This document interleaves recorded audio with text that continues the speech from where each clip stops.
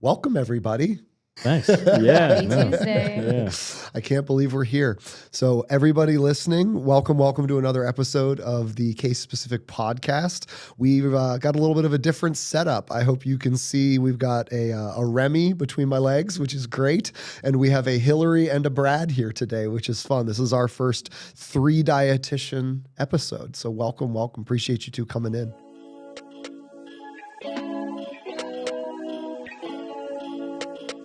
So just to give a little background to everybody listening, we have Hillary in from Raleigh. She is our lead dietitian down at our Raleigh, North Carolina office. And she sees all sorts of patients just like we do at any of the Case offices. Hillary and I have known each other for almost, is it a decade 10 now? years. Yeah. We graduated together from Pitt way back in the day, and we've been finding reasons to stay in touch and work together ever since, which is a wonderful thing. She stepped in, I guess it's been a little over a year now, to run our office down there and continue to build up our reputation, which is great. And then we're also joined by Brad, who is the head of the Altoona location. Mhm. And Brad's been with Case Or 2019. Yeah, I was going to say 6 years, 5 years, something like that. It was a pre-COVID situation. Yes. And he's built himself an amazing office and reputation out in the Altoona region and is working his way towards State College. I shouldn't speak too much too soon, but we'll see. we have plans. We have plans. But anywho, it's to say we have 2 wonderful dietitians that have been in practice a long time and have been a big part of what makes Case Specific such a great place. So today we're going to dig into our typical SIP 6 topics. We're going to do our commonly asked questions. We're going to scream from the rooftops. We're going to touch base with what's going on in the world of Maha. We'll do some ingredient obsessions. We're going to do some client stories. And then we're going to have our typical social media react, not necessarily in that order. But are you guys ready to dig in? Let's do it. Yep. Awesome. Let's do the thing. I'm going to start with the slow pitch softball of it all, right? We're going to do the commonly asked question. And so the one that we teed up that I'm really excited to kind of powwow with the 3 of us is, should I get a continuous glucose monitor to optimize my health? Hillary, initial thoughts, initial response when a client asks that question? This is something that I never expected to be asked because CGMs or continuous glucose monitoring systems were so dedicated to diabetics. But with all of the technology and wearables now, that is something that I would say I get asked on a weekly basis. Yeah, it's getting so much more normalized. And companies like Levels, which Casey Means is one of the founders of, they make it actually a lot more affordable to get one, where just 2 years ago, I mean, these things were $700 plus a couple hundred a month out of pocket. And now they're less than half that and less than half that. So they're getting to a price point that people are starting to play with. Yeah, I think they're so interesting, right? They give us so much data. And if you are a data person, it allows you to see that data and say, well, what do I do with that data now, though? Mm-hmm. Having a relationship with the data is an important piece of this puzzle. I know for me, I've seen CGMs used a lot over the years, but it's mostly been in like ultra endurance athletes and like very, very intense athletes where there's a lot of interest in that data, but it's because they're pushing their systems in a way that's so over the top that any metric is going to be somewhat useful. But when you get out of that like hyper volatile 100-mile athlete and into the more and more normal human, this data starts to become a little bit questionable in terms of how it's used and if it's actually really needed. What do you see, Brad? I think for the everyday person, the data isn't inherently a bad thing unless it starts to become a distraction or a hyperfixation. If somebody's looking at that and trying to get their blood sugar in a very specific range, that might be good or it might not be good. And we talked earlier about, it kind of depends on what's your initial baseline. And an example I'd use that's similar is with steps. If somebody says like, oh, how many steps should I get in a day? It's like, well, maybe just a little bit more than what you're currently doing. So what should my range look like blood sugar wise? And it's like, well, maybe let's look at what it is right now and see if there's any notable or clear place where it could be improved on. But at the end of the day, like that is not inherently bad, but it might be a distraction from things that are more important or more valuable. Yeah. I like to think about, it's the person that walks into your office. It's like, I've tracked my food for 1,000 days. And it's like, cool. What have you learned from that? It's like, well, nothing. I've just tracked it. It's like, that isn't the point of tracking. It's not just to task it and do it. It's actually to extract meaning and information. And so with any data, the question is, what are you doing with it? And if you're going to do something with it, you likely need to have a reference point. And that's what's tricky with CGMs is a lot of the, we have aims for type 1 diabetics because we're trying to manage certain things. Those aims can be somewhat used for the gen pop, but there's such diversity in insulin sensitivity and response amongst people and foods. And I think a lot of times this data, if not used appropriately, can cause people to become almost overly rigid. Like there's this idea that because the goal is to have like less volatility in blood sugar, people chase that all the way to like, oh, there should be like no volatility. And next thing you know, people are trying to maintain, and I've watched this happen. They come in and they're trying to maintain blood sugar values that are just completely arbitrary and not actually rooted in health. It's like, yeah, like if anything puts me over 110, I don't eat it. It's like, well, a normal person eating normal food at optimal thriving health should have a blood sugar go over 110 multiple times a day. Like if you're eating carbohydrates, that is not stressing your insulin system. That's using your insulin system. So we can't go from overstressed and overtaxed insulin system to completely ignoring it. There's no nuance there. That's an overcorrection essentially. Yeah. So I think that's what you tend to see is a lot of times the problem is the data-driven people tend to be highly obsessive and highly neurotic. And so they have a tendency to take info and go way over the top with it. And so Hillary, any thoughts on like you're trying to help someone use that data well? Are there any tips or tricks that you would give? I think what I like to look at, because the tricky part, like you mentioned, is we don't have good research to say, yeah, if you're not a diabetic, this is where your fluctuations should be. And so we do have to use other lab metrics. So if we don't have other lab metrics like a fasted insulin or leptin levels, ghrelin level, whatever we're looking at, I think a really big thing I have people focus on is let's track your blood sugars, let's track your food. But I think to give us the valuable information, we want to look at how's energy, how's hunger and satiety. Are you seeing body composition changes if that's something that you're focused on? Like, do you notice digestive changes? What are these other factors that affect your day-to-day and you can physically feel in relation to what the blood sugars are doing?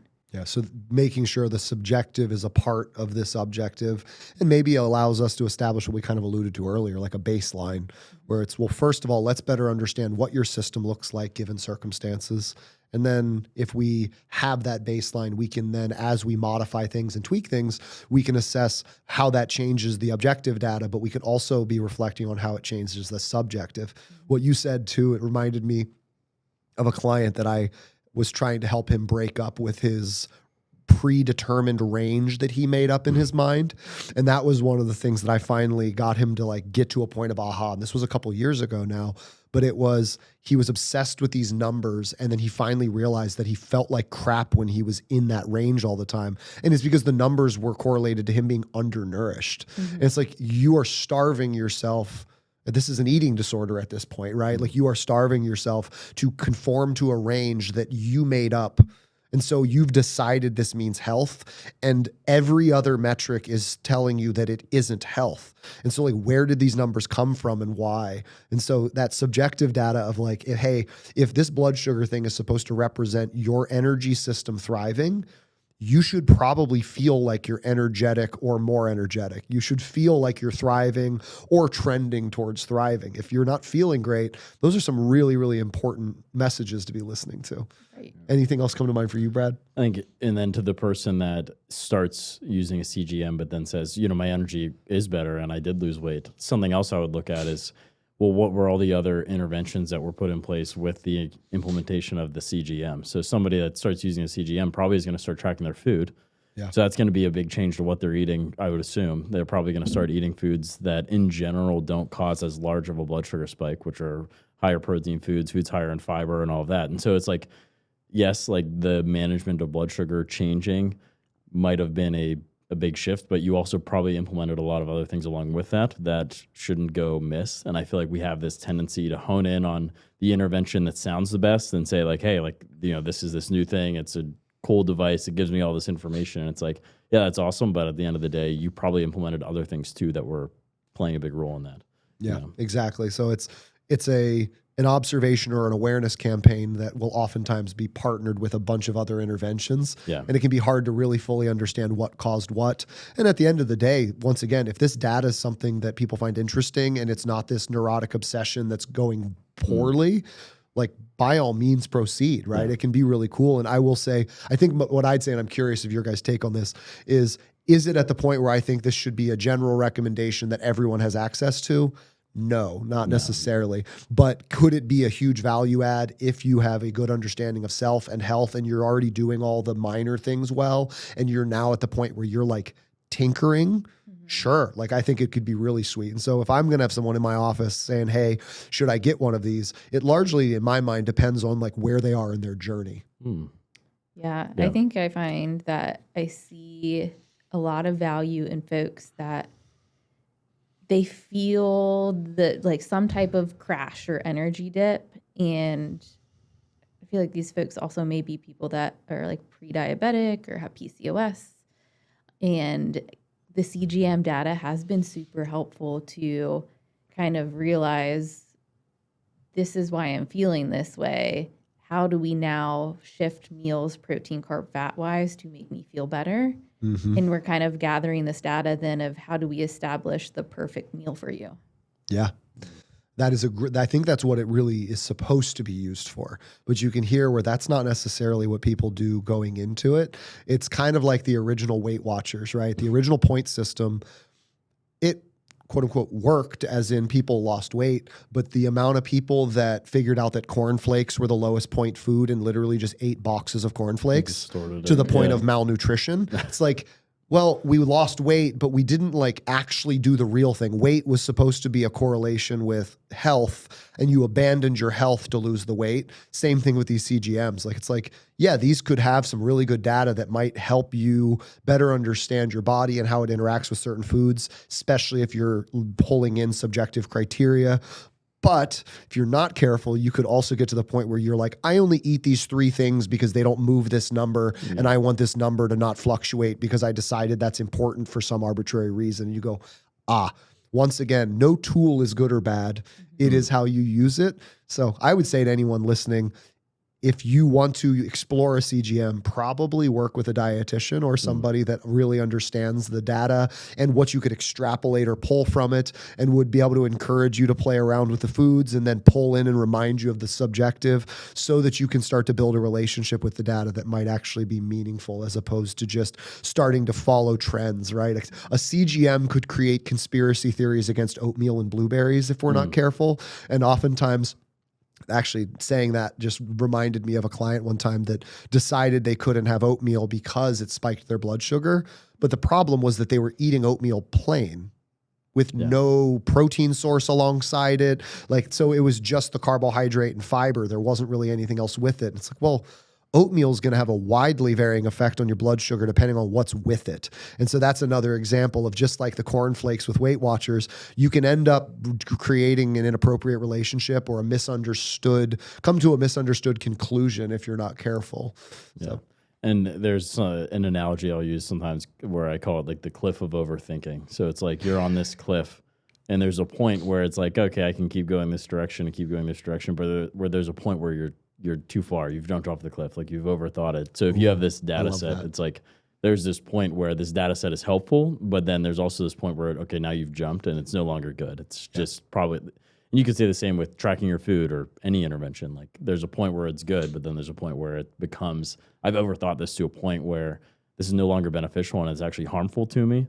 And I feel like that's what I see sometimes with the CGMs. Sometimes not. Like, sometimes it's used in a very healthy way. Yeah, So there's plenty of people that use them well, and that's great. And we're here to help use that and have those conversations. But I love the cliff of overthinking. I appreciate you sharing that, because I think you probably have yourself or know somebody that's either become like really that way with the scale, right? It's like, it's a lag time indicator of habits over time. And if you're weighing yourself daily and you're not doing that to assess fluctuations that are water, you're trying to assess fat loss with a scale. Well, fat loss doesn't happen on a scale daily. That's not how that works. Yeah. Or somebody that takes their blood pressure randomly, not realizing that 120/80 is resting blood pressure. So you should only be aiming at 120/80 if you're relaxed. Like the amount of clients over the years I've said where it's like, hey, you do realize that if you were on a run and you took your blood pressure would be like 300/200. And that's normal because that's your blood pressure when you're exercising. It's like, oh my God, I thought that would kill you. It's like, if it was at rest, because that would mean that at not rest, it'd be 400/300, which is, critical. A lot of these metrics and a lot of this data, if you do it obsessively, you start to aim at something without understanding. And so we want to make sure that if you're going to attempt to use objective data, you should be using it objectively, essentially. So that's a great one. And they're only going to get more common.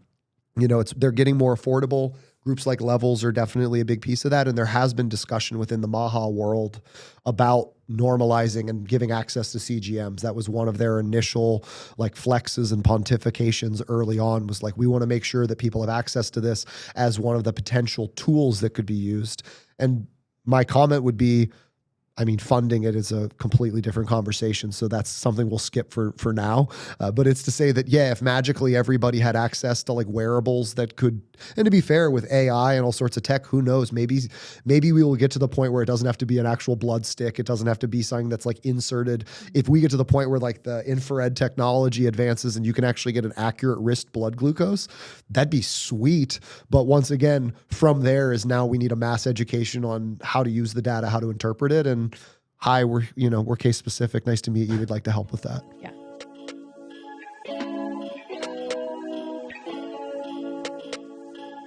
So while we're on the MAHA train, let's talk about what's going on with Make America Healthy Again. So first time listeners, we always have one segment where we're taking a look at Make America Healthy Again. That is the Robert Kennedy led initiative for all things health and wellness with this current administration. As a quick recap, our role as dietitians, I like to say, is to scream from the middle, which is to say that after 30 years of being gaslit by Kellogg's that Frosted Flakes are healthy and avocados kill you, we are watching this shift really aggressively and potentially overcompensating into some areas of let's take sledgehammers to everything we know about nutrition, say it's all wrong, and then put up new statues. And as dietitians that have been in practice for 10 years, 6 years, somewhere around the same 10 or 12 years, we've seen collectively probably over 20,000 patients in this room. And so we have a very good understanding of people's actual barriers, actual access issues, actual health problems. And it's really, really frustrating to watch a bunch of people that haven't been in the trenches oversimplifying topics and just missing the mark. And I'm somebody that thinks, after living in hypothesis, right, that Frosted Flakes are good and avocados are going to kill you, we're now shifting to antithesis, which is avocados are going to save your life and make you live to 150, and Frosted Flakes will kill you. And there's probably a synthesis in the middle that is the right answer. And so that's the goal of this, just to anchor the two of you, right? So it is to say, for first-time listeners, that is the role here, is we're always keeping an eye on MAHA, because we hope that we can be strong advocates for change in policy that actually has long-term possibility and potential. Policy tends to lag, it tends to miss, and it can have disastrous ramifications if it's not implemented well. So we're hoping that we can scream from the rooftops here and be an asset to that conversation. So just some updates in the world of MAHA. This was a little bit of a quieter time. There hasn't been as much formal policy. They came in real heavy and hard. So the first 6 or so episodes of the season, we had update after update after update. We've been kind of sitting, waiting on the dietary guidelines now. They were supposed to come out at the beginning of the month. They were supposed to come out at the beginning of December, I should say. And then they got pushed to the end of December. They were recently now just pushed to the beginning of 2026. They are the guidelines for Americans, which is to say every 5 years, they're supposed to come out and basically update people on general nutrition. It sounds like there's going to be a lot of changes this time around. We've covered some of the stuff in previous episodes, but I did want to make sure I updated that the most recent date of release is early 2026. So probably January or February. We will absolutely be covering it on this channel whenever that time comes. But in the meantime, one thing that they did allude to is that they are intending to remove the saturated fat guidelines. And so while we don't have the exact details of what that wording is going to look like, so I don't want to be overly, pedantic about things that haven't been written yet. So who knows what they'll actually come out and finally say and settle in. Once again, I can hear where this could be that sort of hyper, shift over this overcorrection to antithetical thinking. But with this in mind, let's just take it at face value and say they're going to remove saturated fat guidelines. What do you guys feel, Brad? We can cue you up on this one. What are the potential ramifications of that? Like, what do you see with the removal of saturated fat guidelines as a potential downstream consequence? Yeah, and I would always preface this with I love steak, red meat as much as anybody else. So hey, all good there. But we are not sponsored by Big Meat. Yeah, not sponsored by Big Meat, Big Butter, whatever. I'm all for it. But at the end of the day, I think the big thing to think about. Well, yes, first, what are saturated fats? Like saturated fats are your animal fats or fats, butter, fatty meats, cheese, etc. I think the biggest thing is removing the guideline of limiting saturated fats could be heard by the wrong person and give them permission to consume these things in whatever quantity they see fit or whatever quantity they desire. So like we were talking earlier about a patient I saw recently, he early 60s, recently had a cardiac event, body fat's a little bit elevated, super inactive, never has exercised consistently, has some comorbidities with blood pressure, blood sugar, etc. And he has heard the narrative on social media of, butter is great and butter is a health food and all this. And what he has taken that to mean is, okay, well, I can eat as much butter as I want. And if you're going to tell me to put olive oil on my salad, I'm going to say, no, I'm going to eat steak. And that's it. And I think that is ultimately harmful because for that individual, there should be a limit on saturated fat. And this comes down to everybody's different and it's case specific. Yeah, there it is. But so I think ultimately the main concern I would have is just that it could be heard by the wrong person, and having this blanket, hey, there's no limit on this, is ultimately probably not the most positive thing to be saying. It's well said. I think it comes back to my concern of the overcorrection is what comes to mind, right? Where you start to see in real time. There's a difference between updating science based on evidence and rescinding science with no real obvious path forward. And that's where this feels a lot like it could be that. I was excited by the concept of MAHA, I'll be perfectly honest, because I was ready to have in-depth conversations about where science is, what it could be, and frankly, the policies that we have to date have largely failed us. And so they need to be inspected. The concern has been when you evolve policy, how you do it matters. Like a sledgehammer and a scalpel are not the same tool. And that's something we have to keep in mind because in this case, this is something that feels like you're basically obliterating the prior thought. You're trying to completely discredit it and say, not only have we learned more, but that was objectively wrong. And what ends up happening is most people in their day-to-day lives don't really realize or hold space for the fact that science does evolve. The whole point of science is that we've done things to assess and understand to the best of our ability, and then we're continuing to learn. And so you would hope that over the course of 5, 10, 20, 50, 100 years, science evolves and shifts its stance, but more importantly, that stance is likely moving along a spectrum. A lot of times policy flips like this don't really reflect evolving information. They make it seem like, well, those people were completely wrong and malicious and out to get you, and now we're going to do the exact opposite. It's almost this like contrarian stance that leaves people distrusting science, distrusting evidence. And I mean, fast forward, look at where we're at. We are in a place where like the trust of medicine and the trust of science is at an all-time low, while science is at an all-time high in its compounding ability to learn and associate. And so like we're in like peak science and medical technology, like the medical tech out there, even the drugs that we've created, the things that we're able to do in the world of science now are absolutely unbelievable. And we have such distrust for them, largely because of the rhetoric and the policy that is being used almost combatively to dismiss or try and evoke. And so I agree with you that I think flipping something like this, it's all in how you're telling the story. So for me, I hear this and I go, have we learned a lot about fat since the 1974 dietary guidelines? Absolutely. And again, a lot of the studies that were done back then that associated saturated fat, they were simplified. Let's also note that there's over 500 types of saturated fat. So like to bucket them all into one category and say that, yeah, these all have a uniform, predictable effect on the human body. Then from there, recognize that humans have a different response to fats, which is why we can see someone goes keto and their lipids get better versus someone goes keto and their lipids instantly get worse versus someone who goes keto and their body has a latent negative effect over time, which is something we can obviously dig into more.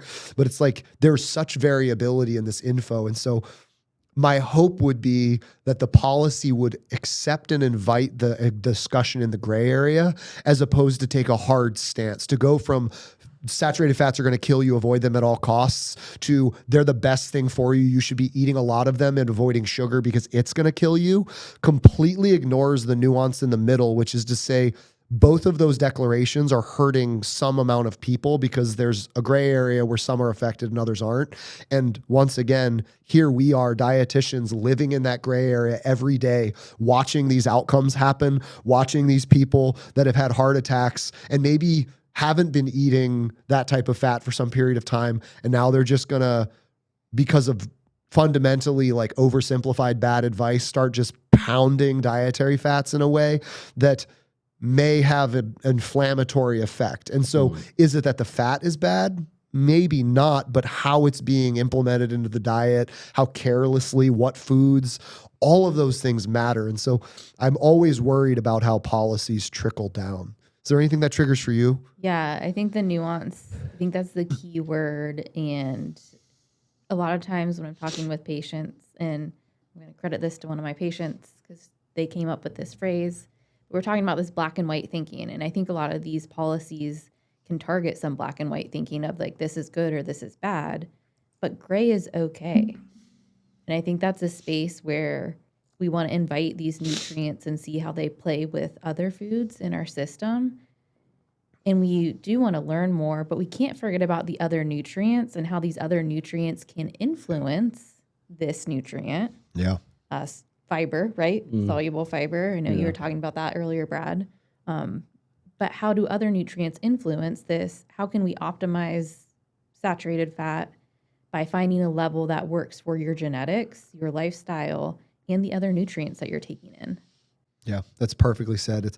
I love that you when you highlight the gray, you start to realize the gray is where it has to be. And that's why I said what I did, which was that policies needed to change and discussions needed to be had, because how many times are we still trying to debunk sodium myths and debunk cholesterol myths, and is the egg good for you? Like all these things that we see day to day that are rooted in young, immature science from 50, 60 years ago that we've done 20,000 studies since, and we're now starting to get a better aim at, but we're struggling to really like define that. And so the policies that live in the black and white and ignore the gray don't give us the room to actually affect change and educate in a meaningful way. And it's really unfortunate because you can see where the policies, if they do overcorrect, can actually create harm. And that'd be my one continued ask, is that I'm all for having the conversations. It is long overdue that we zoom out as a community, especially those that are hyper literate in science and research and literature, and zoom out and go, okay, let's challenge the current norms and have a real conversation about where we're actually at, because we likely are at a place of understanding with different outcomes and conclusions than 60 years ago. But to completely ignore it, break it, but more importantly, almost like rebel against it and call it all wrong, that is not done in the interest of evolving science. Like, we've got to find a way to recognize where we were and then what we've learned since, and then how that moves forward. And that's just such an imperative part of this. And so if we're going to do this reassessment of science and wellness well, it is going to come from digging into the gray, digging into the nuance, and actually like parsing the data together. And so I'll be really curious what the dietary guidelines say. I'll be curious what their stance on the saturated fat is. Is it a complete removal of the guideline? Is it a considerate, adjustment? What made me laugh, almost to the opposite effect, and this is why I'm holding space to see what's written before I judge it, is the original commentary, it was such pomp. It was this, well, since my pyramid lied to us all and made everybody obese. And then you go, well, first of all, like the problem with my pyramid was that no one followed it, because like if everyone ate my pyramid, we wouldn't have the current health crisis we have. Yes, it wasn't quite right, but it's to say that it's the reason why we are where we are completely ignores the fact that like less than 5% of Americans followed it in the first place. So that was an issue. Then from there it was, well, it also got discontinued in 2012 to become the My Plate, which is make half your plate fruits and vegetables, is like number one part of My Plate. And fast forward in 2025, the average American consumes 1 serving of vegetables per week and consumes 1 serving of fruit per week. And so making half your plate fruits and vegetables, which would be 35 cups per week, we are nowhere close to the current guidelines. And then there was an interview where they shared their sort of vision for some of the newer policies, and they described My Plate almost to a T. And it was like, okay, this is a perfect example where My Plate as a concept is not incorrect. It's just a public education that has not gone well. It has failed. And so can we ask, what can we do to better educate that, or better access that, or better create that reality? Yeah, I'm here for those conversations. They're frankly out of my pay grade to date, but like, hey, call me up. I'll be in a suit wherever you need me to be. I'll show up to the conversation at the bare minimum, right? But that's where you start to hear, we need to be recognizing that a lot of what we've done isn't all incorrect. There was some truth to it. And this is an example of what they do with this could either allow us to see, okay, they're trying to give some nuance, give some gray, which would be awesome, or they're trying to take an opposing hard stance. And if it ends up trying to just do the opposite, we're not even doing the original hypothesis. And so like that isn't quite the answer. Once again, we've kind of missed the plot. So stay tuned. Hopefully this comes out sooner than later. And like I said, we'll definitely do a deep dive in 2026 when it comes out. The only other thing that popped up in the world of Maha, which I think will kind of carry us over into some of our next segments, is that they did announce they struck a deal with Eli Lilly for Medicare and Medicaid recipients for GLP-1 medications. And so for those of you that are unfamiliar, the GLP-1s are the weight loss medications that have been largely sweeping the nation for the last 5 years.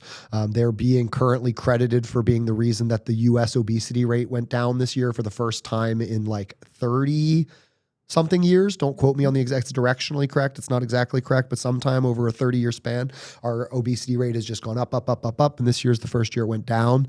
And since Ozempic came out in 2022-ish, we'll say, we've been seeing more and more employment of these. I think we're over 40 million Americans now currently are prescribed these.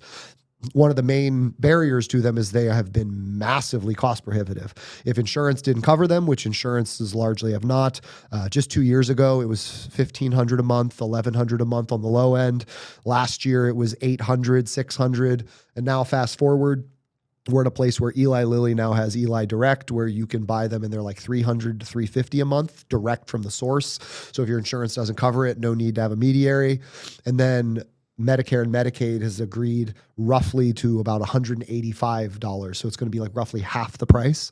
And so for those two populations, these meds will now be roughly 1/5 the cost they were just a year ago. And so pretty big change and evolution. Do you guys have, I mean, I know you both work with clients on GLP-1s massively. Brad, initial response to the price cutting and, what we'll call the improved access to this. Yeah, I think to play devil's advocate when it comes to the inaccessibility that was present with GLP-1s, it seems to be going away, is that inaccessibility and uncertainty. And uncertainty with like just obtaining it because there was a lot being of able to stay supply on them. issues and everything. Yeah. I think once again, devil's advocate with this was one of the benefits of that was it kind of encouraged people to make additional changes because there was this generalized fear, I'd call it, of, well, I don't know if I'm going to be able to get this next month or next week. So I need to also start going to the gym and start making some diet changes, which I think at the end of the day was a good thing. And I think the big takeaway to remember with the GLP-1s is they should be a support to lifestyle change.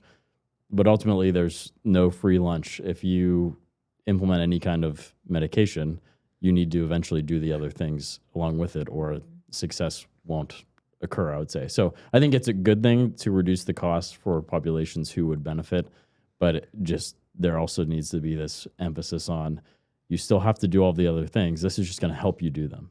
And it's going to help your body respond better to those things. So I think good, but there still needs to be that emphasis on all the other lifestyle changes and everything, which hopefully there is. I hope so too. My favorite analogy, I know both of you have heard it, is that these medications are the best bumpers we've ever installed in a bowling alley, but you still need to roll the damn ball. Like the whole point of this medication is to put bumpers up so you can practice bowling. If you think this is the ball, then you are never going to be a good bowler. And eventually these meds are going to not work anymore. The bumpers are going to come down. And if you haven't learned to bowl, there are going to be consequences. And so these are an opportunity to activate and to encourage and to support, but they are definitely not the solution itself. And that is the big tell of, is this access a good thing? Is how well does this access get paired with the lifestyle part of a lifestyle medicine journey?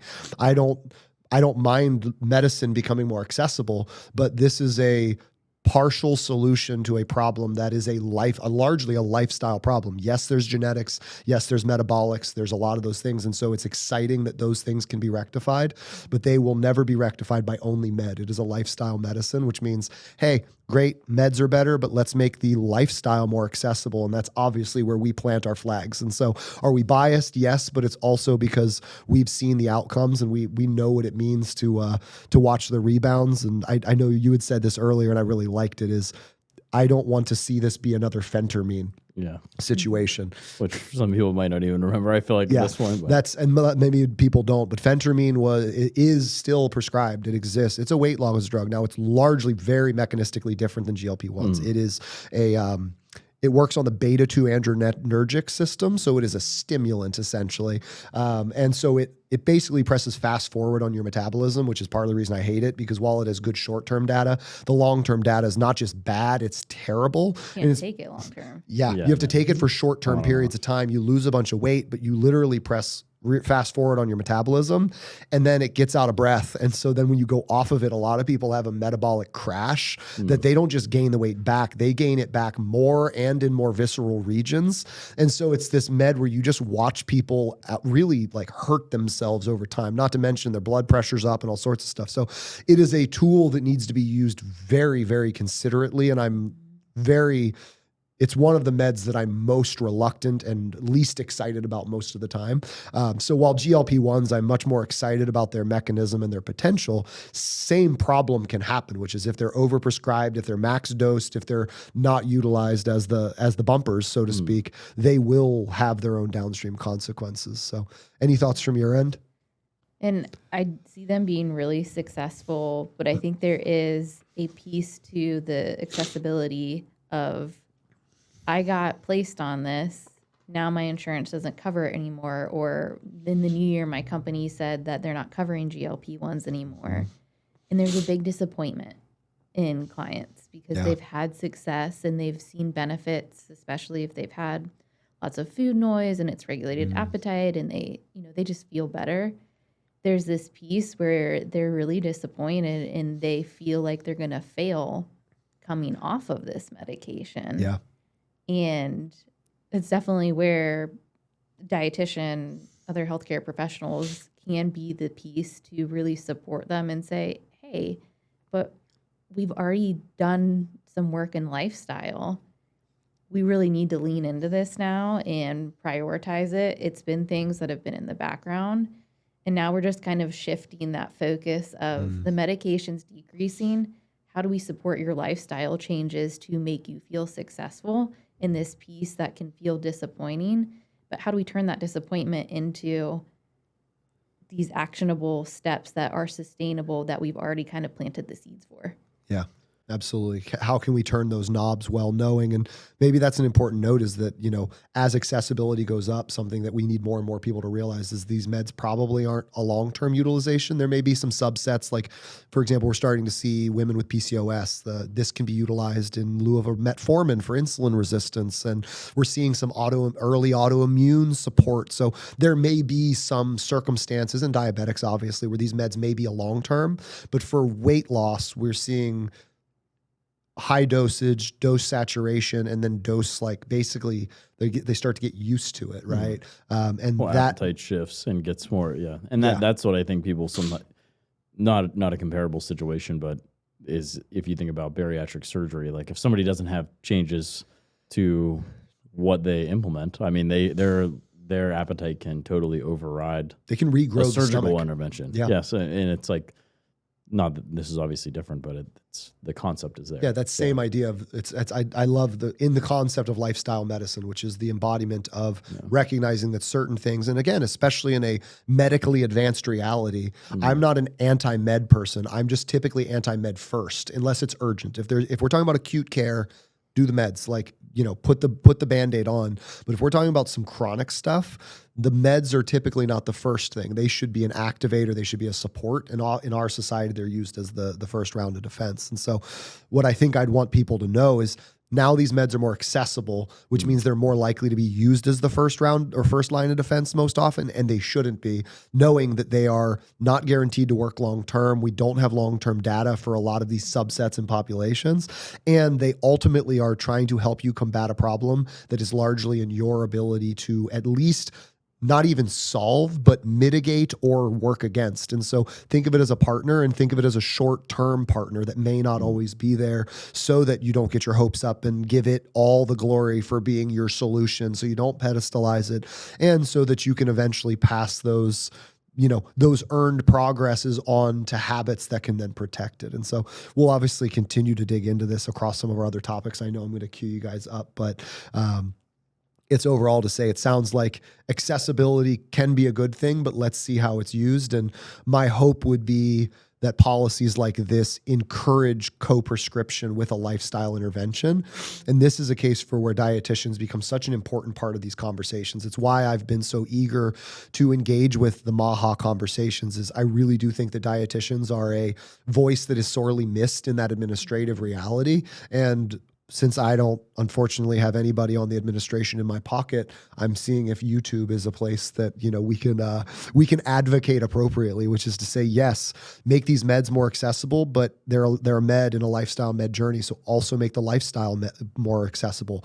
Why doesn't Medicare cover anything more than diabetes and kidney disease for for dietetics? As dietitians and commercial insurances, we can see people for a whole host of conditions, right? A lot of patients can see us at no cost for obesity, for metabolic changes, for all sorts of good stuff. But Medicare doesn't cover what we do almost at all. And so if you're going to land these contracts and cut these prices, great, but do it in conjunction with improved access to dietitians and nutrition education. How do we make the education accessible as well? Correct. If we're going to make the tools accessible, the education also has to be accessible. It has to be. And that doesn't come from making doctors take one nutrition class in undergrad that I took our freshman year and got 100 on every exam and tutored somebody through, because it's super basic nutrition info, especially when the doctor sees the patient once or twice a year and has no real time to give them the accountability to troubleshoot again, we put these bumpers up and then they have to practice rolling the ball, and the doctor can say, well, here's how the ball gets rolled. And then it's like, cool, there was your 5 minutes. Have a nice day. It's like, we're here to actually train people. Like, we went to school on how to roll a bowling ball. Like, our practice is built on like how to bowl a 300. Like, that's the entire point, if I'm going to beat that analogy to a pulp. And so it's yes, if we're going to give access, let's give access to education, and let's make sure that we're giving access to the right educators. And once again, hi, we're case specific. Nice to meet you. And we know thousands of other dietitians in the private practice world across the nation that would be great assets to this cause. So, speaking of GLP-1s, why is there GLP-1 advertised in everything, right? So I think this is an easy cue up in the social media world. One of the things that we were all laughing about is there's almost GLP-1 everything. With these meds comes the reputation and the hype. And so then with this hype, everybody's trying to get on board. And so my question for each of you is, what's the wildest GLP-1 associated thing you've seen on social media that just like kind of makes you roll your eyes and chuckle? Hillary, I know you could. Yeah, I think one of the wildest ones was when a patient was asking me about a patch that they could, a transdermal, a patch that they put on their skin and would act as a GLP-1 medication. This was supposed to suppress their appetite, work the same way the medication would. For only $60 a month, they could buy this supplement that they change on a weekly basis. I hate to break it to you, the patch did not work for this patient. Yeah. Would you know, was it an herbal blend that was meant to be transdermal? And yeah.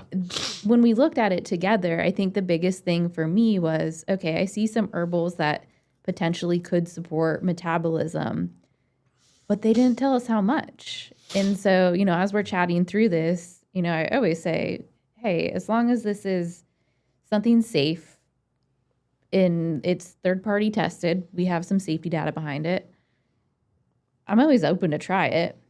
But when we're looking at these ingredients, we do have some research on what therapeutic doses would be.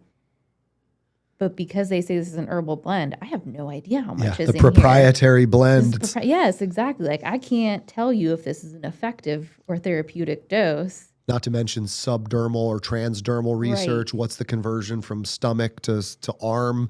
That data doesn't Correct. exist, to be just clear. Like over and over, it's like flag. You'd be better off having the $60 and using it to buy real food. Yes.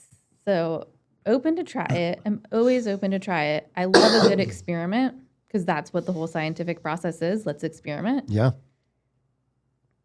But let's also kind of take a step back and observe, what are these ingredients? What are their mechanisms of action? Is there a therapeutic or recognized dose that is effective? Yeah. Actual potential clinical validity. And then there's also like, are they doing the major things? Noting that most of these are going to be small nudges in the journey, but like it definitely needs to fall in the category of can't hurt, might help. Right. If people are like doing the fundamentals well, like they're hitting the movement, they're hydrating well, their sleep hygiene's great, they're prioritizing food, like they're living the lifestyle, and then they want to try out a can't hurt, might help new science. Cool, great, but let's make sure it can't hurt and that it might help. And let's also recognize that if it does, it's never going to be more significant than the fundamentals. And so that's a patch is a neat concept, but largely is aspiring to basically piggyback off of a trend. So what comes to mind for you? I would say the patch probably takes a cake for sure in terms of, yeah.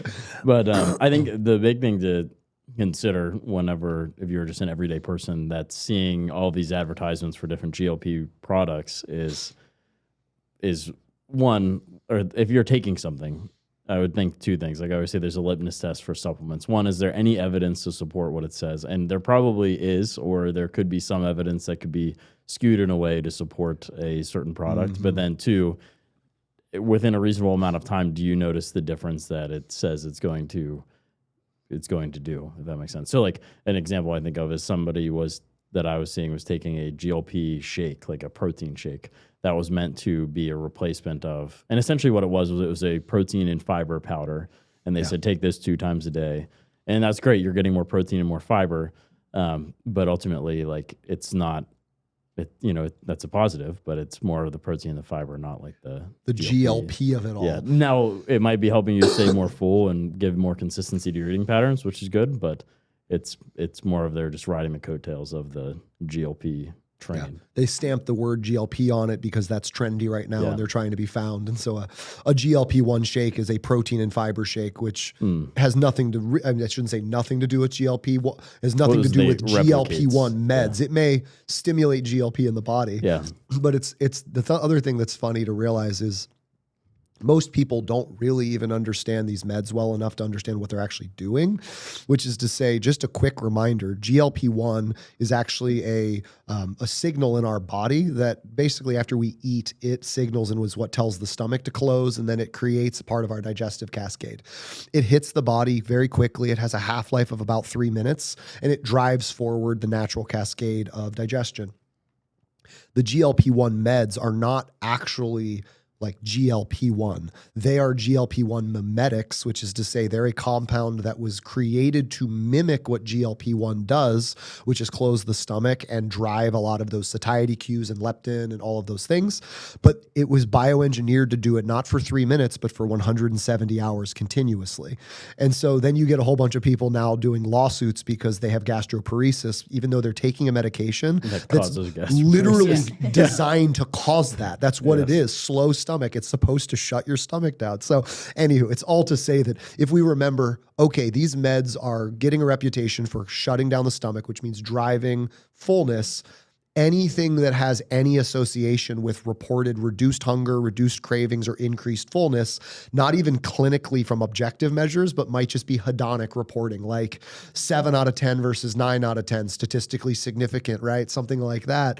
They're going to start slapping a label on GLP-1 because now GLP-1 means fullness in the marketing world, even though we've gotten so far off the ball at this point. And so that's where when I see all these things, my eyes just roll. And then you mentioned a GLP-1 shake. It's like, how long have we been recommending protein and fiber? Yeah.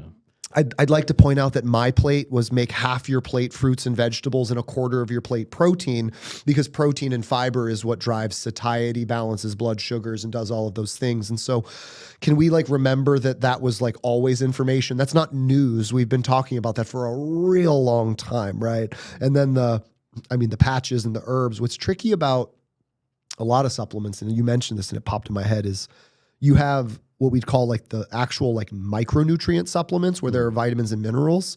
And those things, the marketing is going to literally say what those do in the body, but those things do that in the body at adequate concentration, which means taking the supplement only helps if you have suboptimal levels. If you have plenty of magnesium or zinc or vitamin C, it doesn't just like exponentially do more. There's a tipping point where, yep, that system's optimized. Herbal supplements have a highly varying effect on humans. And so I know one of the ones that I see a lot, they call it nature's Ozempic now, is berberine.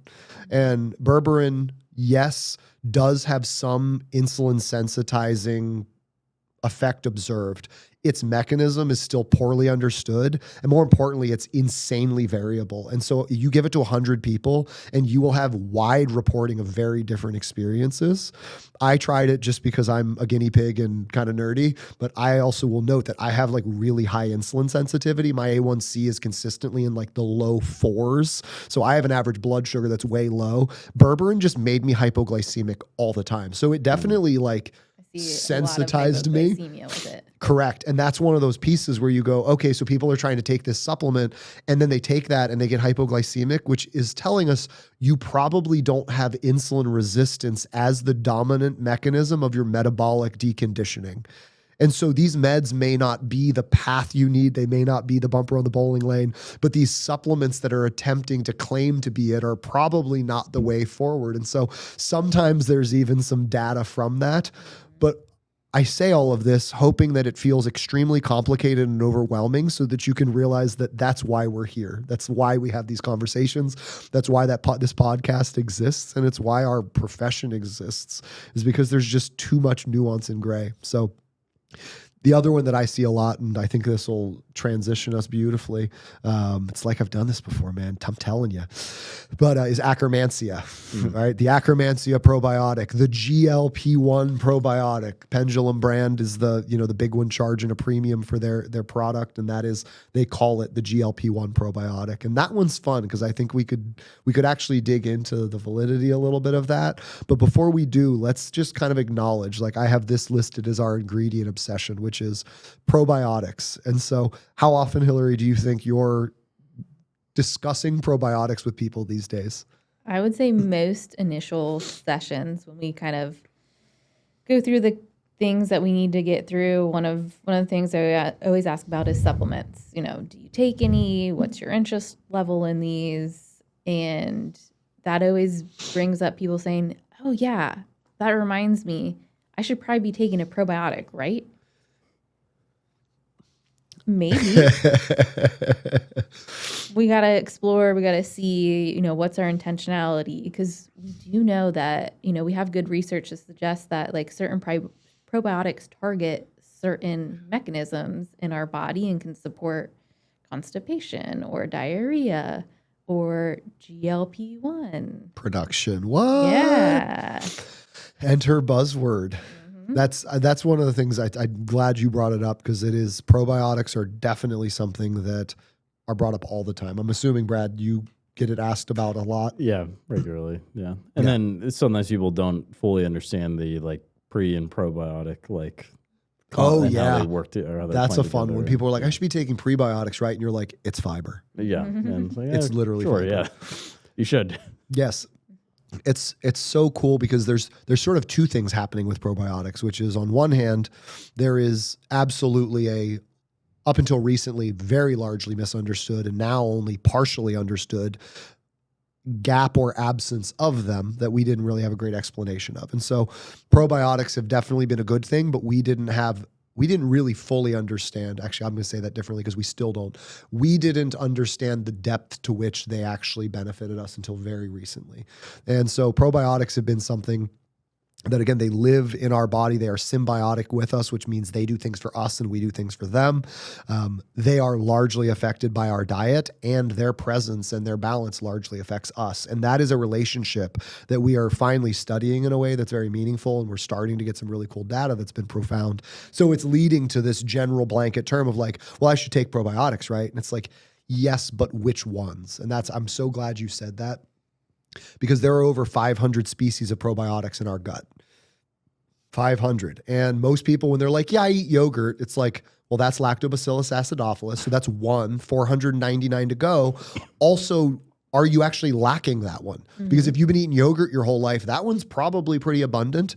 And what's interesting is if you overdose on Lactobacillus acidophilus and you have inadequate amounts of the others, it can create a problem called lactoacidosis. So like, there is such a thing as too much of a good thing. Also noting that in our gut microbiome, we have what I like to call the good ones. We have then what I call the neutral ones, and then we have the not so goods. The presence of the good are what keep the neutrals and not so goods in check. The absence of the good are what oftentimes create an opportunity for the neutrals and not so goods to build up. The goods eat fiber, and a community of humans that has not eaten enough vegetables for decades, unsurprisingly, has been not feeding their gut microbiome. And coming back to the GLP-1 and everything and the probiotic, Akkermansia is objectively, what I will say, is one of the coolest breakthroughs in nutrition science over the last decade. And it started accidentally. I don't know if you guys remember this. I may be dating myself a little. You might, because we were in our masters together. Old. I was going to say, Yeah. You're the first person I've had on that's like kind of my age. This is great.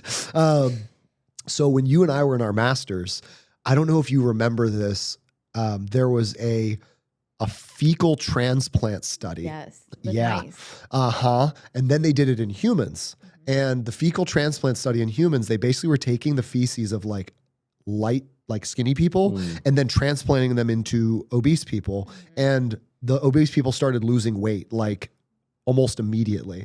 They ended up discontinuing the study, and it never got fully published because somebody transferred a parasite and got killed. And so it was like not great. But what it unveiled was that there was something fundamentally different in the gut of lean people than non-lean people. Whisper down the lane a couple of years, it was revealed that the Akkermansia, basically like family or genus of gut bacteria, were the thing that were in high concentrations in lean people and in almost non-existent concentrations in more obese people, and that it was one of the most antibiotic sensitive strains of good microbiome. And so a society of people that, again, we now live into our 80s with great consistency, largely because of antibiotics. So this is not an antibiotic rage or anything like that, but it is to say we have been dropping a nuclear weapon in our intestines for a long time to prevent infections and all sorts of problems, but we didn't realize one of the downstream consequences was basically eradicating certain aspects of our good bacteria. And then because the Akkermansia in particular doesn't exist in our diet for the most part, you don't just get it back by eating yogurt like a lactobacillus. And so a lot of the bacteria that people are familiar with are the good ones that exist in food, but that doesn't mean you have a balanced, good microbiome. And so Akkermansia has been shown now, and this is where supplementing it in people can absolutely If the problem they're having, knob is Akkermansia down, lactobacillus is appropriate, bifidobacterium, roseburia, blautia, some of the other good ones are all appropriate. Akkermansia being absent can cause the commensals and the pathobionts to upregulate. That can create inflammation. That can create changes in hunger and fullness, can create all sorts of things. And if you add the Akkermansia in that human, you will have people that will suddenly have different hunger and fullness cues, have different appetite, have changes in inflammation, have changes in bowel structure, will have changes in reported cravings. Like, it's a pretty wild thing. That's not most people, though. Most people, it's not as easy as just insert this. So the reason I rambled through all of that is to state that even the most obvious, like, probiotic breakthrough of this century so far isn't a catch-all. Right. There's no bacteria that's like, yep, you should just take this. And I'll just shameless plug Vitract for a moment. So our company Case, we've been working with a company called Vitract in 2023. Man, this is the type of stuff I love because it makes me realize how stupid I am. And that's like, you need that in your life, right? Is in 2023, the CEO and the chief medical officer, they basically cracked the microbiome genome, which is to say, like, all the species of bacteria in our gut, those 500, they were able to use the microbiome genome to identify unique markers in all of them. Hey, Rem, what's up? And those unique markers, they are then able to mark and find on a stool test with extreme consistency and accuracy. And so they're able to basically, from a simple stool swab, say, oh, you have a high concentration of these and a low concentration of these. So where we could sit here and nerd out about theoretical microbiome imbalances, they have a test that for a very affordable amount of money, we can actually look at the imbalance and say, oh, you need to add these good ones or you need to remove these not so good ones. And does that mean antibiotic? Does that mean some sort of oil of oregano? Does that mean some sort of food difference? Does that mean some sort of probiotic addition? And if so, the answer to the question, should I take a probiotic, is sure, but it should be this one given your unique experiences for this amount of time. Man, is that a big change? I'm kind of looking at, I think that's when something is going wrong, or something you want to change, whether it's digestion, body composition, hormonal health, that plug for gut health is so important. And we need to look at not only what do we need to take from a supplemental perspective if we're lacking, but also how do we support if we add in a probiotic? Do you have the foundational prebiotic or fiber or other supportive phytonutrients, antioxidants to make that probiotic thrive in the gut? Perfectly said. Yes, if it isn't there because your diet hasn't allowed it to be there, putting it back with a supplement and not changing your diet, it's not going to stay. And so that is where these dietary changes have to happen. Once again, there's no pill that's going to just magically correct things. Maybe they should take that GLP-1 shake. Yeah, no, yeah, they could get the fiber in. I mean, that'd be great if that was so easy as just for us to say, well, you haven't tried this supplement will be your magic cure. You'll never have to see me again and you can cancel all your doctor's appointments. That'd be awesome. Yeah, we'd love that. That'd be fantastic. Problem literally solved, but that's not reality. But that's what we want, is this, hey, this is the solution, when it's in reality multifaceted. It's a variety of things to consider. So yeah. Absolutely. I will say that's why I like the Akkermansias, because the only times I've really ever seen it feel like it was actually like the click-in solution that, like, oh my God, all the pieces came together, was in clients that were already doing all the other pieces. Yeah. Right? Like, they had been doing all the hard work and we were still just slightly off with something. And I shared this in a prior episode.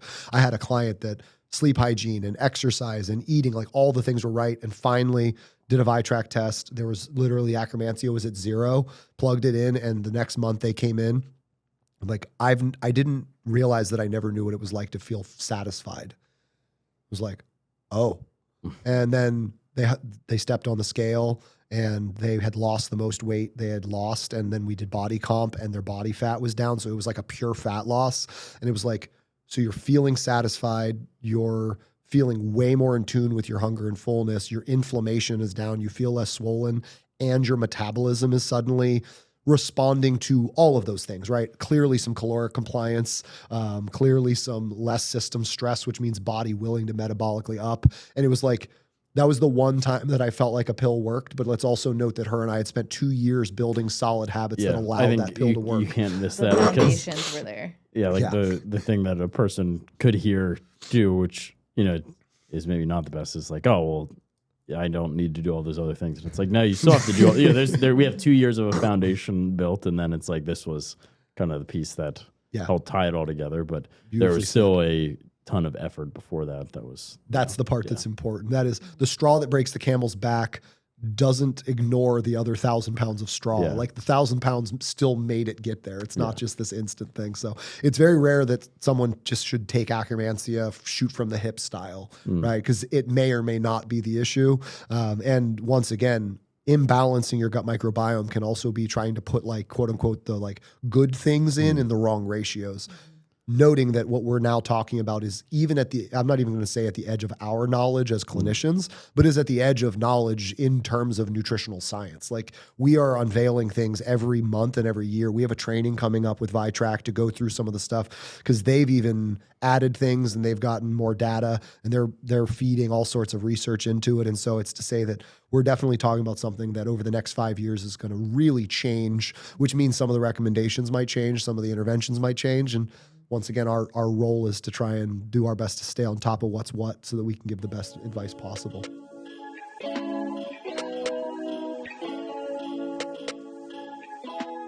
What we've been trying to hammer in throughout all of these topics so far, whether it's the GLP-1s, whether it's the probiotics, is recognizing the collaborative efforts.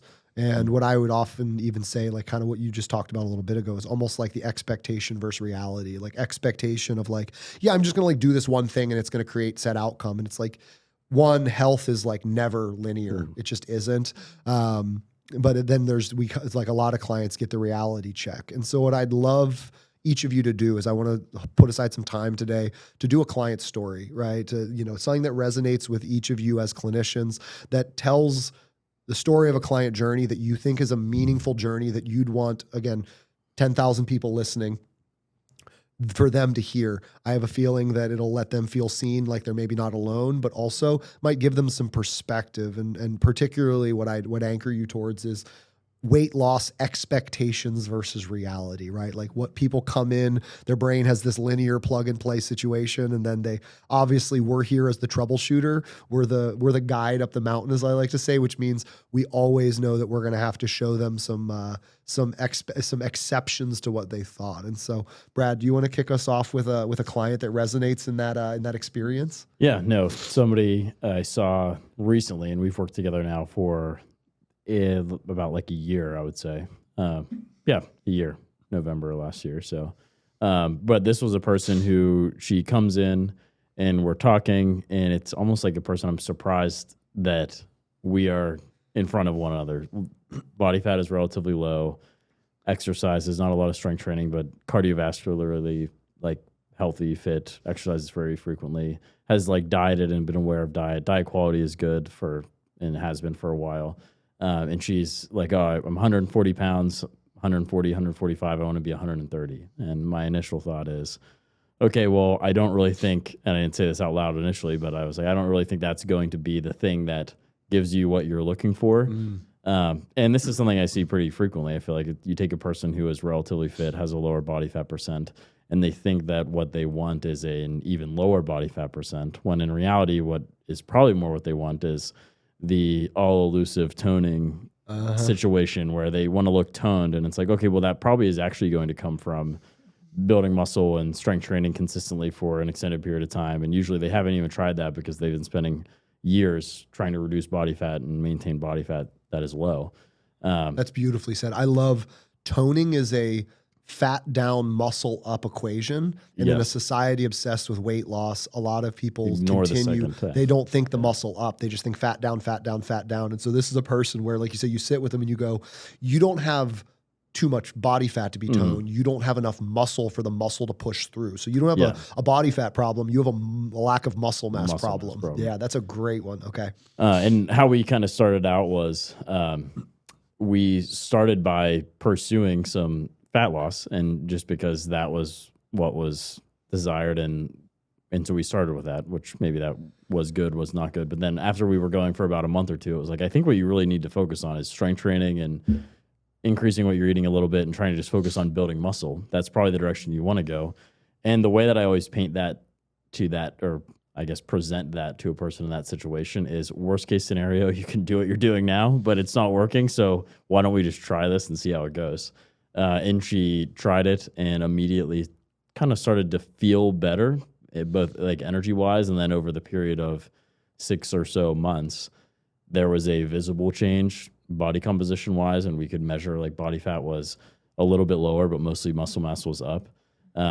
And it was like, and throughout that, she actually had a little bit of weight gain, but it was like what was desired was achieved through the opposite of what was originally thought was needed. So it was like, oh, I need to lose 5 to 10 pounds, when it was really, no, I have to gain a little bit of weight, gain 5 to 10 pounds of some lean body mass, and that's actually going to give me what I want, you know? Yeah. So, and I feel like that's a common place that a lot of people find themselves, because we've been sold this body fat down, body fat, or weight down, weight down, weight down. Scale go down equal good. Yeah, not always what's needed. Not always the case, especially like you said, as you get to the people that have already lost the body fat, and that's scale go down, not necessarily the reality. That's the scale becomes this number that everyone's obsessed with because they have access to it, but they don't fully understand it. And I always use an oversimplified example, but particularly in like our generation and maybe even like 10 years older. So the current generation that's in like child rearing and also even entering the perimenopause region, like that age of woman, had a really, really rough societal modeling. Because and you should probably speak to this more than me, but I'll say this and see if this lands for you. I'll be actually genuinely curious, because I don't know if you've ever heard me say this. You and I were raised in a generation where Victoria's Secret models were 6 feet tall and had to be under 110 pounds and were praised as the beauty standard. And then when we were like 8 years old, Mia Hamm and the Women's World Cup soccer team won the world championship, and she like ran on the field, took off her shirt, and like went nuts with her sports bra on, and was on every Got Milk commercial for 5 years after that. And every girl wanted to look like her and be her. But Mia Hamm weighed like 155 pounds because she's a freaking powerhouse athlete. And so we had this weird model dynamic where like girls thought they should weigh 100 pounds, but they should have the muscle mass of a 155 pound elite soccer player. And there's never been like a direct reconciliation of that. And so you get what you just said, like wants to look like a really elite soccer player, but wants to have the number on the scale of a starved model. And it's like, those are not the same thing. And can we hear which one isn't the health of it all? Right. So does that, like in your experience, I've just completely random ask you're unprimed for. Yeah. Yeah. I definitely, that was something that absolutely, like even in Disney TV shows, like, oh, I shouldn't eat this piece of chocolate cake. And the friends are like, yeah, that makes sense. Like, and you're like, what were we teaching young girls? And then we got this disproportionate of, I want to look like this celebrity or this athlete, and their weight doesn't really align with this like Victoria's Secret style. And is that health, right? Because a low weight does not mean healthy either. Yeah. They're not a correlation coefficient of 1. In a society where a bunch of people have excess body fat, it's to say that if people started living well, would a large percentage of people lose weight as a result of that? Sure. But like you said, it's not 100% of people. And so we've taken a metric that has a decent amount of overlap for a decent amount of people and treated it like it's the actual direct measure of success. And then you end up with what you just shared, is a client who thinks scale go down is how I look better, feel better, and get healthier. And it sounds like she was aiming at a weight that if she forced herself down to the 130, she would have been miserable. She would have been sick and fragile and not thriving by any means. And what I'll note, I'll double back because I heard you kind of say it, and it's one of those honest reflections in the moment. Good on you for knowing when to steer that conversation. Yeah, and I think because then the provider brain was like, yes, I can see how I should have started with that, but if that was what you started with, Was she ready to hear it? Yeah, it was not. Had gonna you happen, established the rapport? And that's, Yeah. you start to realize, and that's it's an imperfect, but it's a really beautiful process as you become a clinician and have practice, is initial session is meeting the person, holding space for their experience and their perspective and their desired outcome, and then deciding clinically if you agree with it or if there's variance in where you would disagree or how you might advise them differently. But then to a certain extent, dosing the feedback based on their ability to receive feedback, right? And so the version of you that in that session one just like completely poo-poos her thoughts and ambitions and says, nope, that's not what you need this.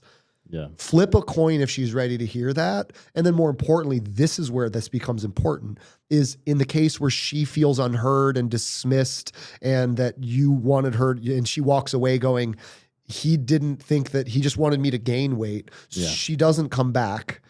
Then she goes and finds a clinician that will just do weight loss for the sake of weight loss. Next thing you know, she's at a chiropractor's office doing the HCD diet for 500 calories a day. Yep. And gets to the 130 mark, feels like crap, and then goes, wait, what happened? Now a year later, she's in your office, but it's because she feels like crap and has actual issues. And so you get to the point as a clinician where I would never expect what you do. It's not going to be perfect because there's a human element, which is to say two humans interacting. But what I will say, this aged well for you in this case, and you have a habit of this aging well, which means you're good at it. There's enough data to say you're good at this, is you read the room well enough to know that to just like vehemently disagree with her in the moment was probably not going to be well received. You may want to, when someone comes in and says, hey, I'm here today because I want you to help me climb this mountain, and you go, well, that's a stupid effing mountain to climb. You should climb that mountain. And that's not what we do for a living. And to be fair, if you're going to get the person to climb the mountain you think they should climb, there's probably a chance to go, interesting, tell me more about that mountain. What do you want? Why do you want to climb it? What kind of view do you think it's going to give you? What do you expect to get from it? And that's where you are asking those questions that then she's reporting this subjective expectation. And if I had to be a betting man, what you probably did is you guys built the first trail on that mountain and you had a note of all the subjective expectations, and she came back next visit and she was like, well, I'm doing that thing and I feel worse, not better. And it's like, it's almost like you feel like you're farther from the mountain than closer. And she's like, yeah, it feels that way. Can I interest you in a different path? Yeah. And like a note, I guess, or a comment I would give to like clinicians and providers is like, sometimes you have to intentionally distribute the truth in a way, which is like if you just lay everything out all at once, then it could turn somebody away. Yeah. But if you can, and that's what I think a lot of people do, thinking that it's the right move, but it's like, ultimately you have to think, I want to see this person again so that I can keep steering them in the right direction. Yeah. Brute force honesty can be a measure of readiness, but what does the measure of readiness do for you if the person doesn't come back? Yeah. It's like, I like to say that we are the Sherpa that helps people climb the mountain. Part of that is being wise enough to understand the mountain range that we're asking them to navigate. And so a lot of times session one, and this is again, as a clinician that's now mentored, I mean, dozens and dozens of professionals over the years and seen obviously tens of thousands of clients, like there is an art to what you just said, and there's an importance to what you just said. That isn't, there's a big difference between you being a people-pleasing doormat that just gives the client what they want, and you having the strategy to step back and recognize this person needs to feel seen and heard. This person likely needs to come to this conclusion in a way that's meaningful. That's called motivational interviewing, helping them collaboratively arrive at conclusions. It's no different than why I tell people, if a client, tell like our dietitians, if a client comes in dead set on doing keto, and you don't feel like keto is the right path for them, you can either tell them that it's the stupidest thing you've ever heard and that it's not science and it's anti-science and that you're not a good fit for them, and then they're going to go find some TikTok guru that's going to do it with them and that's going to age well. Or you can recognize that you're likely the right professional to hold space for them. You can show curiosity as to why, because to them, keto is symbolic of a path that's going to get them somewhere. So first understand where it's trying to get them. From there, you're likely going to be able to ascertain, like, is it actually going to get them there? If you disagree, you can definitely share that, but some people may have to do the thing to understand that it's not the right path. They may have to taste that descent before they can commit to the ascent. And at the end of the day, I would rather them do that under my supervision than do that by themselves, guided by some miracle worker online. And so I think there's some power in doing that. And I love to say, one of my favorite little Andrewisms is that sometimes people need to go keto to realize that sweet potatoes and blueberries weren't the problem. And like, I'm going to do my best to like not have them have to hurt themselves, but just like in parenting, right? You can try and like alert your child, and you're a parent and parent to be, right? I'm here with dogs. So like I may be overstepping, but it's to say that you can invite your child and you can warn them and you can try and set them up for success. There's natural consequences. Sometimes a boy needs to break his arm. Like he needs to fall out of the tree to know that climbing trees is dangerous. Like there is just some point where you realize you can't bubble them. And the clients, it's the same way. Like you can't keep them in a collective and protective bubble. Sometimes they need to dip their toes in the wrong thing. And I would much rather have them do that in supervision when I can then ask them about it. Stay in tune with what you did there, the subjective list of like what she wanted. And then you're like, so like, did it do that? And they're like, no. And it's like, interesting. It did this, this, and this, didn't it? It's like, yeah. And it's like, that's because of this.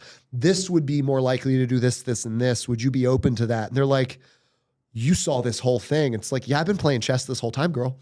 And it's something kind of going along with what you said too, like it's something that I want people to take away at times by letting them maybe do something that isn't the best, but is going in the right direction, is any attempt that they take in the future will have that experience with it. So, yes. Okay, to use a parenting example, I was fishing with our kids and our one son was getting close to water. And I was like, hey, buddy, don't do this. What obviously happened? You're gonna fall fell in the water. And it was good that he did that while I was there, obviously. Yeah. But now he doesn't get close to the water. So now this person, like say, you know, we move on from our experience together and she eventually sees something online that re-stirs those desires of, oh, I need to be 130 pounds.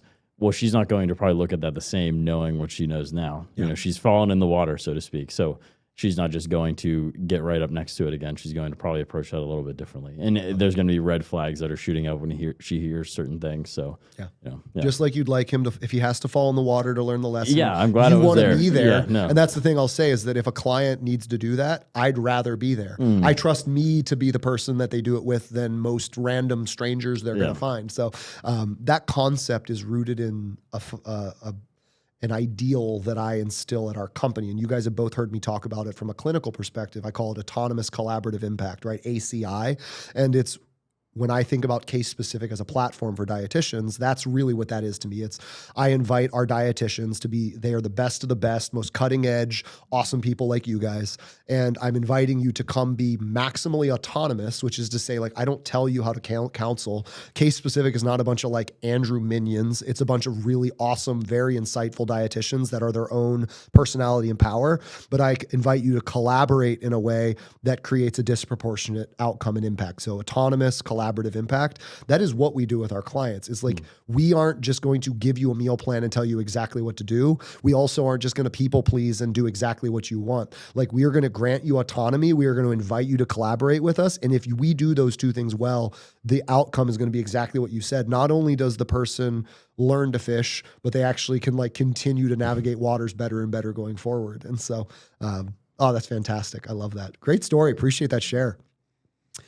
Scream it from the, I should say, client story from you. What's one that's landed in your mind? And so I think it actually ripples off of what we were just talking about of, you know, at first we're collaborating, but sometimes we also get those clients that they have tried the thing and they're like, no, I now want you to tell me, like, what do I need to do? Yeah. That point of just, they're like, enough's enough. I'm clearly not, like, tell me the way. They've tried Weight Watchers or keto or the 500 calorie diet. And that's kind of where my client had come to me, is that they were on a very low calorie diet. They were really successful. They lost weight and they felt really proud of that. But they kind of got to the realization that this is not sustainable for me and I'm not losing weight anymore. And so they're at this point where like they wanted to continue this journey and they wanted to gain lean body mass because they had started kind of researching on their own. And they kind of saw that improving their muscle mass, being active, paired with some type of sustainable diet change was likely going to grant them the most success because they'd had success, but now it's plateauing. And they weren't quite where they wanted to be. And so this was a scary spot for them because that meant that they weren't going to be on this low calorie diet anymore. Yeah. So we kind of talked about, okay, well, if we're able to assess how much lean body mass do you have, how much active metabolic tissue do you have, what does your body need if you are just like laying down for your heart to pump, your lungs to breathe? How much energy do you need? And how far away are you from that? Yeah. So we calculated that. We saw, okay, here's what your lean body mass is showing us. Here's your basal metabolic rate. You are pretty far from that. You're eating around 1,100 calories right now. And we're estimating that you probably need around 1,900 calories. So we can't just go to 1,900 calories. Oh. And so we had to strategically use reverse dieting, which you are slowly incorporating calories so that you are not shocking the metabolic system or like even your hunger and fullness. It's really hard to go from eating 1,000 to 1,900 if your stomach has shrunk, right? And so as we gradually increase, it was scary. We did it really slowly and we saw weight loss. And it was like, I am so excited. I'm eating more and I'm losing weight. I'm being active. And also my family is less concerned about me now because that was another one of their concerns was that their family was like, I don't think you're eating enough. But they were nervous because they had been so successful, even though they were at this plateau point, adding in the extra calories. It's still like a mind change. Yeah, it's a complete flip of what they've been doing thus far, right? Right. It's going in reverse. And that sounds backwards if adding more calories will make you lose weight. Yeah. But that can be a spot where you're at if you're not actually feeding your metabolic system what it needs. Yeah. Metabolics are extremely complicated. People don't realize it's worth saying that like metabolism is not static. It's not this. We can sit here and calculate your estimated metabolic ranges and all of that, but calories are an output, right? It's a measure of heat out. And so a way to say it is that we eat the firewood to make the fire, but then we measure the fire. And so when we measure the fire, we're citing potential fire, assuming firewood, which is to say that calorie out is assuming you're consuming the energy needed to make it. The moment you start under consuming, your fire starts to get smaller over time. And so if you've been eating 1,100 calories a day for extended periods, your body's not just going to let you die. It's going to slow your fingernail growth. It's going to slow, your hair, and it's going to slow your muscle and skin recovery. It's going to slow certain organ functions. Your digestive tract is going to slow down. You're going to make less serotonin, so you get a little bit sleepier and you're more likely to feel lazy, and that's going to reduce your activity output. Your body's going to go into straight up power save mode to try and keep you alive. And first of all, I always like to say, that's awesome, and you should be grateful for that, not resentful, because so many times that becomes this narrative of, why does my body hate me? It's like, well, it's actually trying to keep you alive. So like moment of gratitude for your like biggest ally in this conversation. But then from there, if your fire has gone out or has dwindled that much, it feels counterintuitive, but the solution is to get the fire back up. And what I love what you said, you didn't just go dump a bunch of huge logs on the fire, AKA put way too much food back, which would have overwhelmed the body and the fire in the first place. How do you get a fire to get back to being bigger for all you campers out there? You get some small twigs and you put it on the fire, and that starts to let it catch. Then you add some bigger stuff. Then you add some bigger stuff. You build momentum of that fire, and that's what a reverse diet is. Somebody backed their metabolism into a corner. They forced it to do something over a long enough time horizon that triggered it to think it wasn't safe. So that triggered that starvation mechanism, that protect. The only way to get out of that is to reassure the body that it's okay.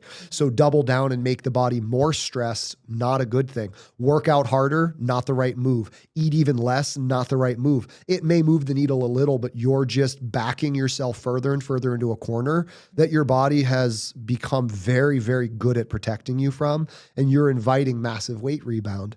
Yep. So this case, you don't just reverse them back up all at once. You build that fire. And then along the way, the fire gets flamed up and all of a sudden they start losing weight. And that doesn't happen in those early circumstances all the time. Sometimes people maintain their weight. Like it's, results may vary depending on the metabolic system that's present, but it is so common for us as dietitians to see that. And what's neat, I like to remind people, your goal isn't to get lighter, it's to thrive. And yes, sometimes thriving means you'll be lighter, and sometimes those two things are related, but they aren't necessarily causative.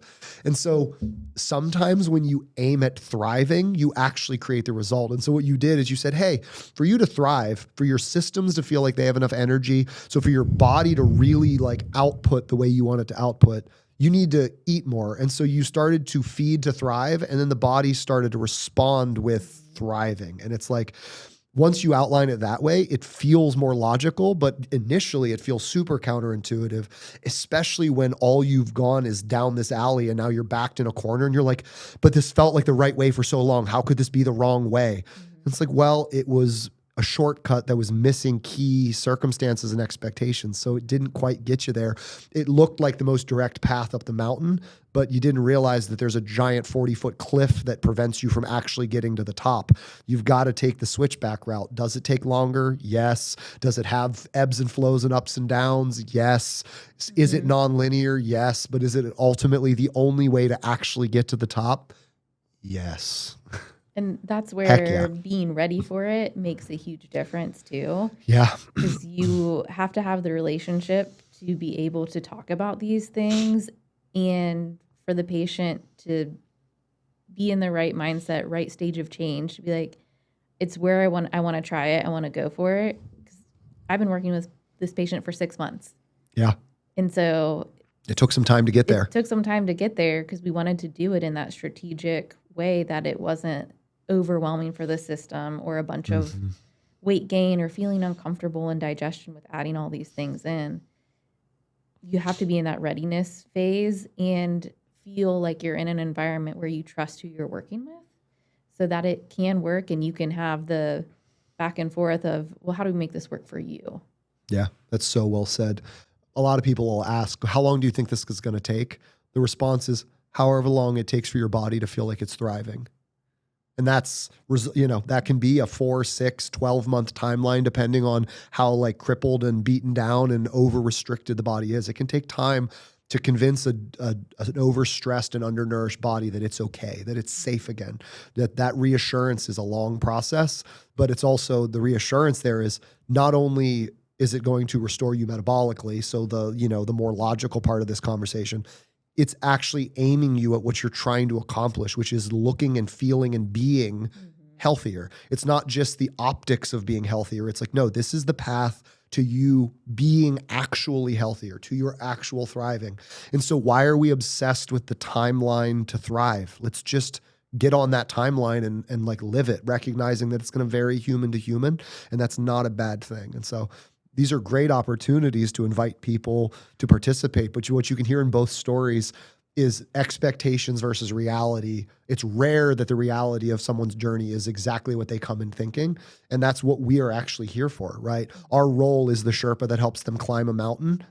The whole point being, when you think about a mountain, it's like, yeah, you go up, it's steep and you get out of breath. And it's like, well, there's a whole lot of pitfalls along the way that people just don't realize until you climb the mountain. Climbing Mount Kilimanjaro, I never thought that altitude sickness was going to affect me the way it did until I was like 18,000 feet up projectile vomiting, right? There are things along the way, and I know that now, but most people don't know until they go. And that's for us, as dietitians, our role is to help people avoid that in the first place. It's like, if only I had a Sherpa when I did that, I might have taken the right medicine, but I digress. So, I love those stories. Thank you both for those.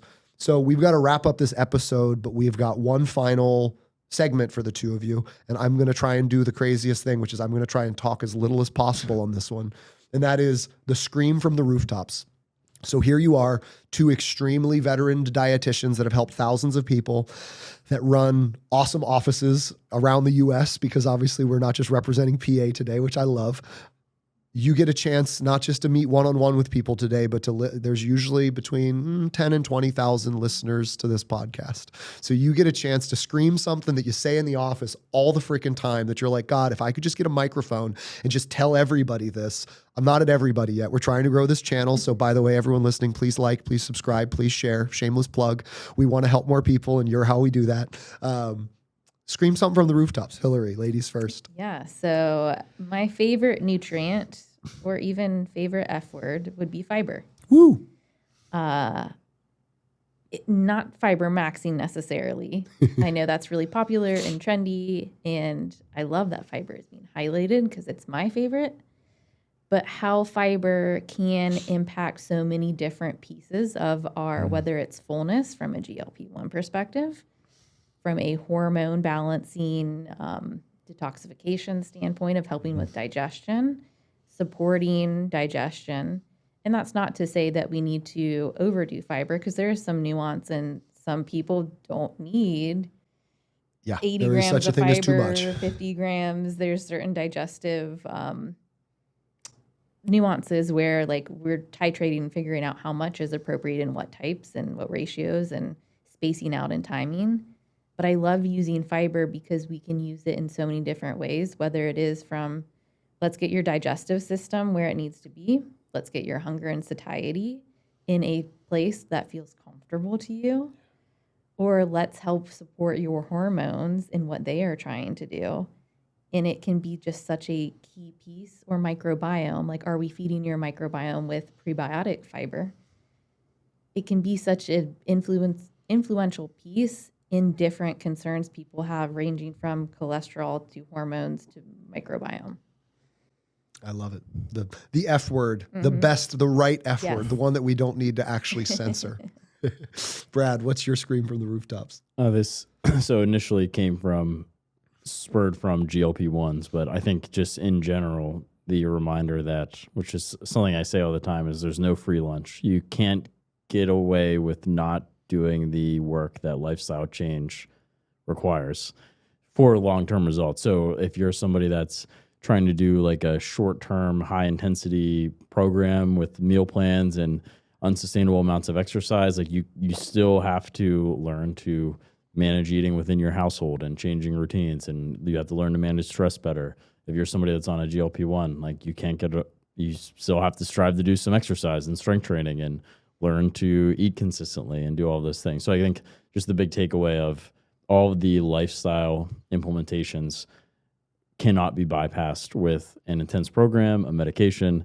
They are 100% necessary regardless of what you're doing. All those things can be great supports, but they can't be replaced, if that makes sense. I love it. Yeah. It's almost like you have to have the habits of the healthier you to be the healthier you. I would say yes. Yeah, I love that. You two, thank you so much for coming into town today. I'm so glad that we got to do this. I was looking forward to this like crazy. Obviously, I'm excited to see what everyone thinks of the multi-dietitian powwow. So hopefully more to come on that front. So appreciate you both. To all the listeners, thank you as always for joining us. We hope that you found this educational and informational. Until next time, we will see you later. Be well.